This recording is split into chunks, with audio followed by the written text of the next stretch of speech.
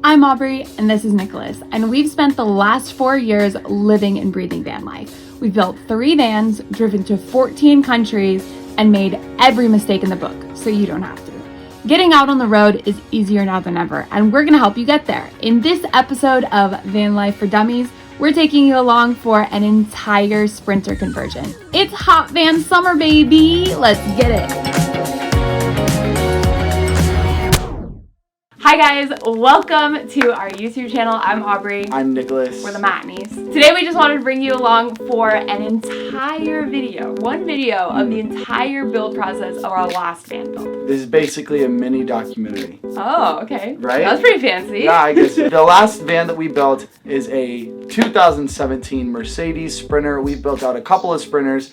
This one was not only the fanciest, it also was a 4x4. That's new for us. It was very cool. We built this build trying to accommodate a lot of different types of people and lifestyles, knowing that the nature of the van, it was going to be used by a bunch of different people. So it's a very open concept build. You guys might be wondering, why is this van going to be used by many different people? It was built in collaboration with our friends over at MoonFab, which, by the way, check them out. It's not sponsored by them, we just love them. And their vision for this project was that it was going to be used by a lot of different people who had not necessarily gotten the opportunity to try out van life. We wanted to put all the information about the entire build in one video for you, just in case, you don't want to go watch all 11 videos we put out about it. But in case you have the time and, interest, go check out all the different videos we made about this build. But boom, if you don't want to do that, we got it all right here for you. And just a quick little disclaimer, we're not professionals by any means. That's so true. This is not supposed to be like a how to build a van at all. It's really just meant to show you what the process is like, show you that, non-professionals can do it too. Isn't that the truth? Tips and tricks to pick up, but please do not take our word as gospel. No. Maybe just a few ideas, what to do right, what to do wrong. Yeah, right. So, without further ado, we'll find out. Let's show you the van build. All right. Wow, welcome to the van, Welcome to the van, everybody. When designing the layout of this van, we used a program called VanSpace, which was developed by some friends of ours, actually. It's a really awesome program that comes with common vans and their dimensions built in, so you can really easily envision what your space will look and feel like. Designing a van layout is really a balance of priorities, determining what are the most important elements that you must create space for and what you could let go of. We knew our top priorities were a seating area that could convert into a couch, a kitchen with ample space to cook, and a toilet tucked away somewhere, not to mention lots of room for storage. We then used our VanSpace model and dimensions to tape everything out in the actual van so we could feel out the space. At this point, we definitely made some adjustments and changes based on being in the actual space. This van had already been mostly insulated with 3M Thinsulate when we got started, so all that was left in the insulation process was to apply Reflectix with Reflectix tape to the walls and the ceiling.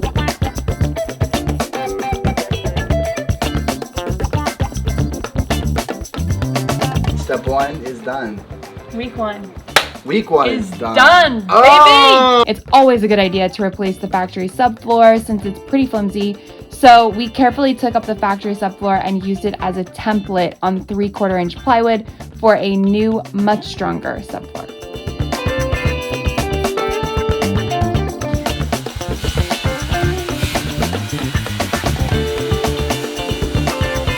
I've been told to announce that it is dry fitting time.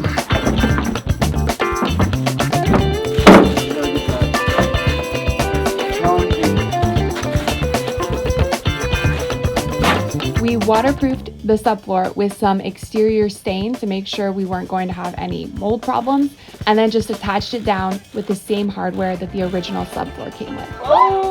Woo! Yeah! That's worth a little celebration right there. That's a satisfying fit. We framed out the walls and ceiling with poplar 1x3 furring strips. We attached the studs to the metal frame of the van using self-tapping screws. Next, we wired the whole van using marine-grade cable and zip ties attached to the studs on the walls and the ceiling. If you need some help on designing your electrical setup, check out explorers.life. He has super helpful videos, blog posts, and downloadable materials to help you build out the best electrical setup for your specific needs. And we definitely took advantage of the resources he has available. Then it was time to put up the walls and the ceiling. So I think we can just roll her out. We had to create special templates to cut the wall and ceiling pieces around all the places where something was in the way or the walls weren't exactly straight. Safety squad. Safety squad! Ready to see if it fits? Anxious to see this. Because the walls of a van are curved, we used 1/8 inch plywood for the walls so they could flex with the curvature of the van. Now that we had the subfloor walls and ceiling up, it was time to start building out the actual living space of the van. Our design included a bed that converts into a couch on top of a platform, and we really wanted to efficiently use the under part of the platform. So we got electrical, a big long drawer for like gear storage, our plumbing water tank set up. We're gonna have a very fancy little step right here. So we used 3/4 inch plywood attached with pocket hole screws to the floor to create all the subdivisions of the underneath part of the platform.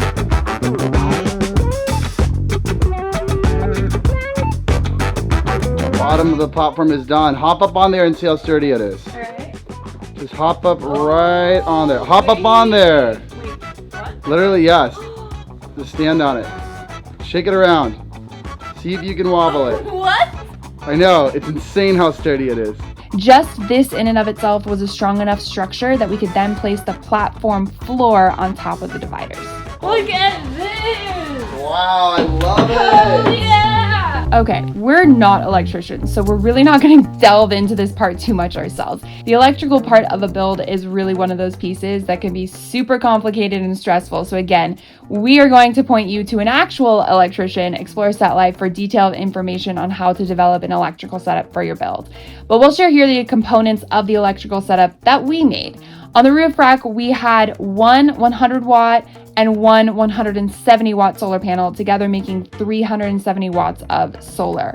Underneath the platform in our electrical area, we had 200 amp hours of lithium ion batteries, a 1000 watt inverter, and a charge controller that charged the batteries via the solar energy and then also via the alternator while the van was running. Also underneath the platform, we stored our 40-gallon water tank. That's a lot of water. That's a lot of water That'll indeed. last Push it you a little long. further back, babe, right there.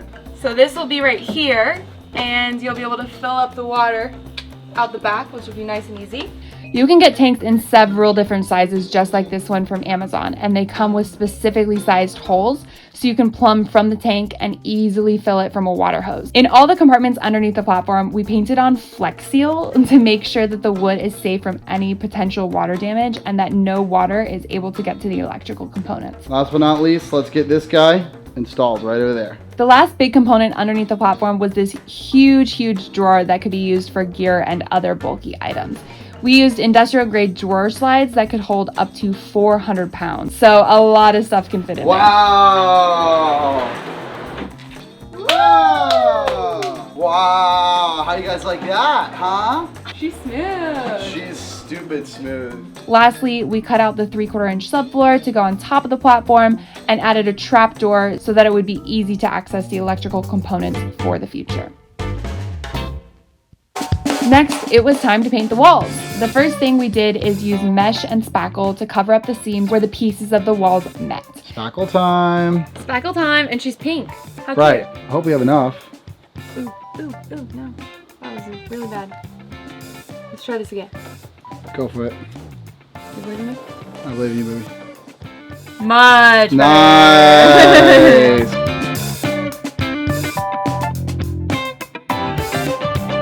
Shake it, baby.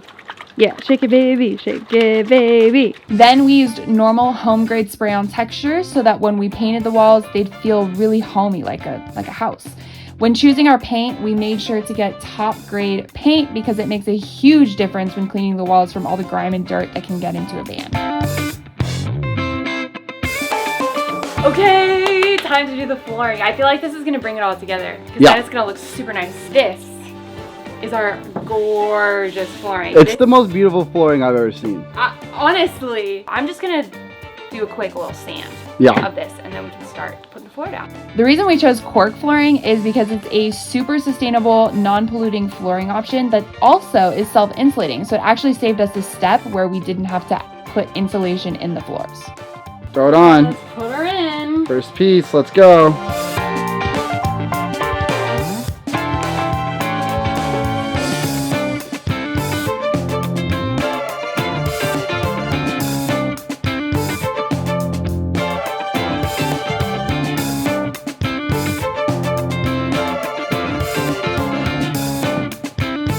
What do you guys think? Beautiful. That's what I think. When building a van, things are just not going to be level or straight no matter how you cut it. So we built all of the furniture components outside of the van and then designed them with the ability to securely attach to studs in the walls. So we started with the main kitchen cabinet first and built it basically like a normal home grade kitchen cabinet. The main components we designed the cabinet around were this deep 15 by 17 stainless steel sink, an area for the gray water underneath the sink, and then this super compact, awesome pull-out fridge by Dometic. We really loved this fridge because it's a top-down fridge, which means it's more energy efficient. The thing about a van fridge that we really value is like it should be top loading because cold air sinks. Right. Science is always coming out. Cold air sinks. Right. And so fridges that are top loading are way more energy efficient. A fridge that opens like this, all the cold air can spill out. Yeah. So that's why we wanted to do a top loader, but we didn't want to have an annoying one like we usually have, like the cooler type.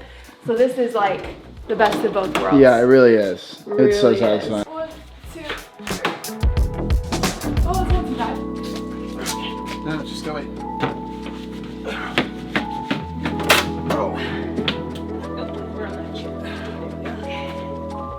Okay. Oh, yeah.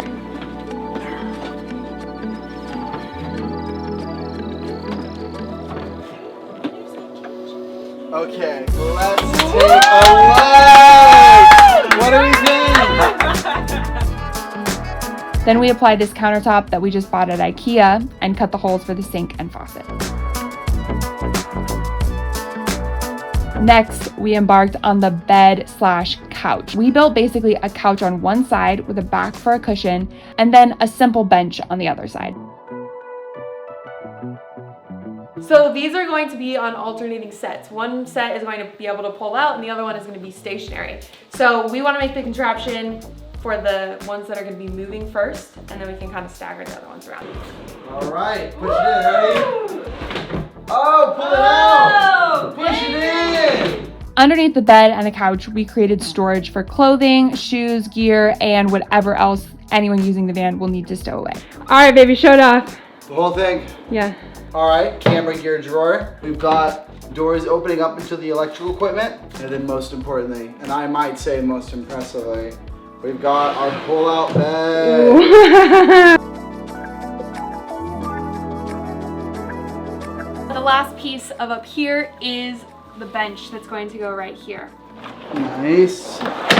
Perfect.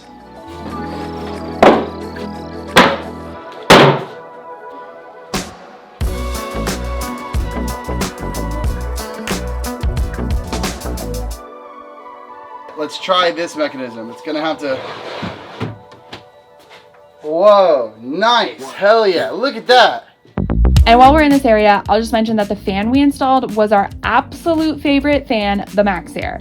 The van came to us with a different fan installed already, so the hole was already cut. So all that we had to do was install the fan according to the instructions and wire it up.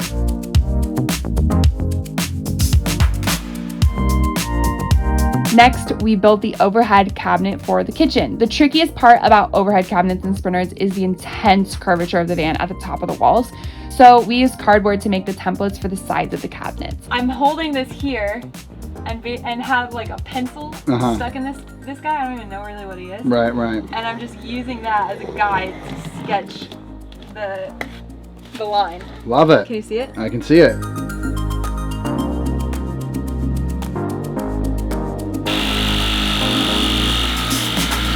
First time's the charm, so they always say, right? Oh, first time is the charm today.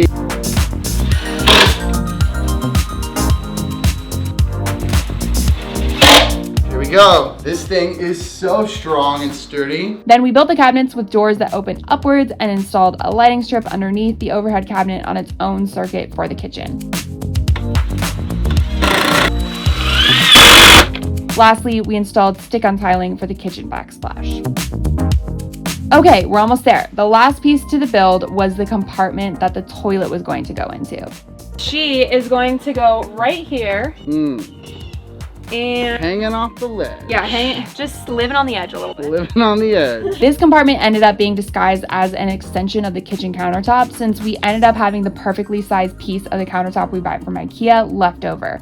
We put the counter on hinges to open up and then built a door that opened in the front so you could quickly and easily open everything up to reveal the toilet. We also used the same stick-on tiles on the inside of the compartment to give it a bathroom feel and keep it easy to clean. The toilet we used was the Airhead composting toilet, which is more compact than most of the composting toilets on the market, so we liked that about that. We had to cut a hole in the floor of the van to install the vents, so that was a little terrifying. So this is what it looks like on the underside so that no bad stuff gets in our toilet. But honestly, that was the hardest part of this install. Everything else was super easy. And lastly, we just added the finishing touches like installing outlets, switches, lighting strips, trim, etc. to complete the van.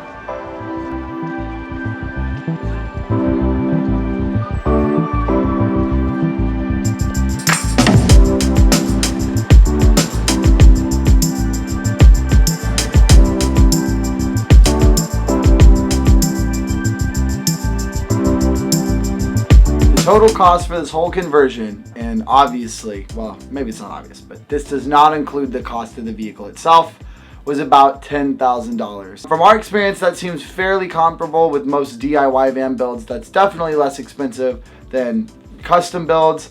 You can do them much less expensively than that, much cheaper. You can also do them more expensively. Way more expensive. So Yeah. There's a massive range. We made certain decisions when it comes to materials for sustainability or just because we like certain materials to opt for more expensive options. And definitely there's cheaper or reusable things that you can use. But yeah, $10,000. That's a good expectation to have. Yeah, felt really good about that. one. Hello, this is Editing Aubrey from the future.